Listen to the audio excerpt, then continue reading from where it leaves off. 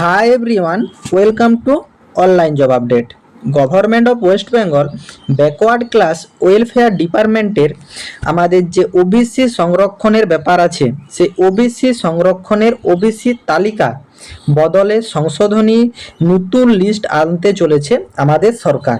তোমরা প্রত্যেকেই আশা করি জানো যে পূর্ববর্তী সরকার থাকাকালীন অনেক প্রার্থী অসৎ পন্থা অবলম্বন করে বহু সার্টিফিকেট বানিয়েছে। তার ভিতর ওবিসির উপর সবচেয়ে বেশি গুরুত্ব দিচ্ছে নতুন সরকার এবং চলতি বছরের বাজেট অধিবেশনের প্রথম পর্বের দিন শেষে সোমবার ওবিসি সংক্রান্ত জোড়া বিল বিধানসভায় পেশ করার কথা অনগ্রসর শ্রেণী কল্যাণ মন্ত্রী গৌরীশঙ্কর ঘোষ তিনি কিন্তু জানিয়েছেন যে আমাদের এই বাজেট অধিবেশনের পর সোমবার কিন্তু জোড়া সংশোধনী বিল পাস করা হবে।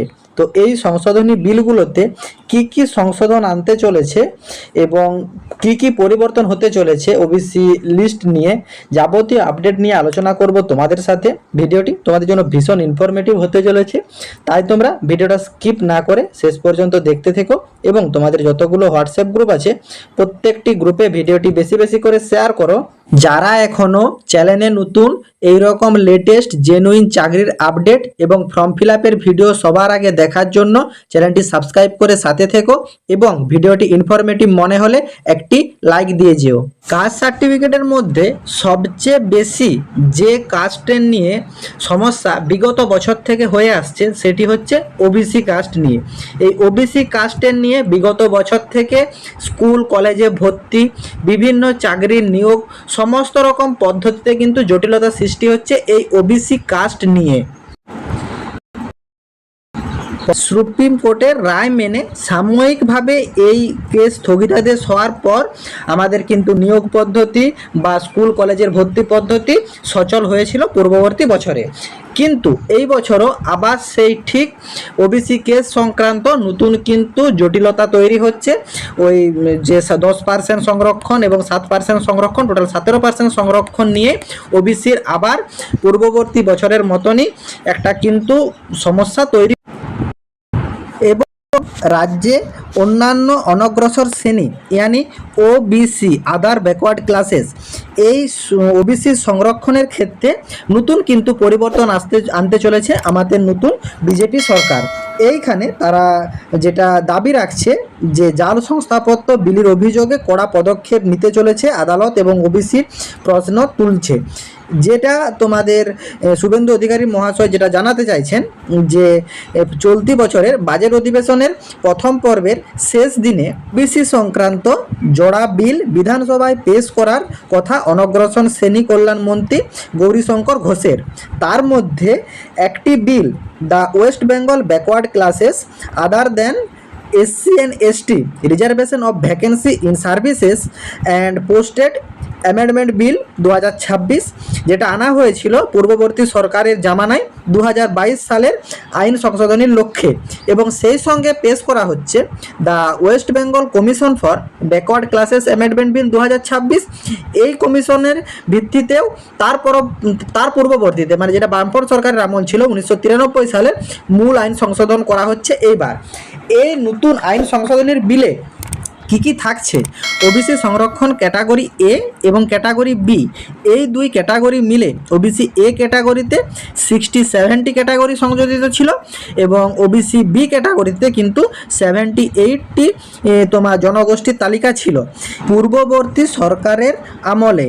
সেই তালিকায় সংবলিত তফসিলি শিডিউল 1 এটাকে কিন্তু বাদ দেওয়া হচ্ছে নতুন বিলে, এবং তার যেটা প্রধান কারণ এখানে কিন্তু ভুরি অভিযোগ আছে যে এক সময় দুয়ারে সরকারের শিবিরে গিয়ে আবেদনের ভিত্তিতে সংস্থাপত্র দিয়ে দেওয়া হতো, এখন এই গোটা প্রক্রিয়াটাকে হবে অনগ্রসর কল্যাণ শ্রেণীর কমিশন এবং রাজ্য সরকারের সমন্বয়ের ভিত্তিতে। মানে আমাদের এই others backward class welfare department সমিতির যারা মেম্বার থাকছে তারা এবং তার সঙ্গে রাজ্য সরকারের সম্মিলিত ভিত্তিতে তোমাদের কিন্তু কাস্ট সার্টিফিকেটগুলোকে প্রসেসিং করানো হবে এবং নাগরিকের মতামত এবং আপত্তির আর্জি বিবেচনা করবে কমিশন। এই ওবিসি সংক্রান্ত জোড়া বিলের মধ্যে 1 নম্বর বিলে তোমাদের কিন্তু পূর্ববর্তী সরকারের আমলে যে নতুন সম্প্রদায়গুলো ওবিসি তালিকা সংরক্ষিত হয়েছিল তাদেরকে কিন্তু পুরোপুরিভাবে বাতিল করে দেওয়ার একটা সম্ভাবনা থাকছে। এবং দ্বিতীয়তম, যারা যারা ওবিসি মানে হওয়া সত্ত্বেও তারা কিন্তু তালিকাভুক্ত হয়নি, সেই রকম বহু ক্যাটাগরি কিন্তু ওবিসি স্থান পেতে পারে, তারও একটা আশঙ্কা নতুন এই সংশোধনী বিলে থাকছে। এক কথায় স্বচ্ছভাবে ওবিসি তালিকাভুক্ত সম্প্রদায়কেই ওবিসি কাস্ট সার্টিফিকেট দেওয়া হবে এবং যারা উপযুক্ত গোষ্ঠী শুধুমাত্র তারাই এই ওবিসি কাস্ট সার্টিফিকেটের সুবিধা। তাহলে কিন্তু বিভিন্ন চাকরির ক্ষেত্রে বা নিয়োগ পদ্ধতিতে কোনো জায়গাতেই কিন্তু ওবিসি সংক্রান্ত আর কোনো জটিলতা থাকছে না। নতুন বিলে 2012 সালের যে আইন, সে আইন সংশোধন করতে বলা হয়েছে। অনগ্রসর কমিশনের সঙ্গে পরামর্শ করে রাজ্যে ওবিসি সংরক্ষণের জন্য পদের শতাংশ হার ঠিক করবে। সময় অন্তর সংরক্ষণের অনুপাতে পদের শতাংশ বাড়ানো হতে পারে, তবে সার্বিকভাবে 50-এর বেশি হবে না। কমিশনের সঙ্গে আলোচনা করে রাজ্য সরকার ওবিসি নাগরিকদের বিভিন্ন শ্রেণীতে ভাগ করতে পারবে, তার অনগ্রসর নিরিখেই সেই মতেই পদে সংরক্ষণ করা হবে একটা শ্রেণীর জন্য।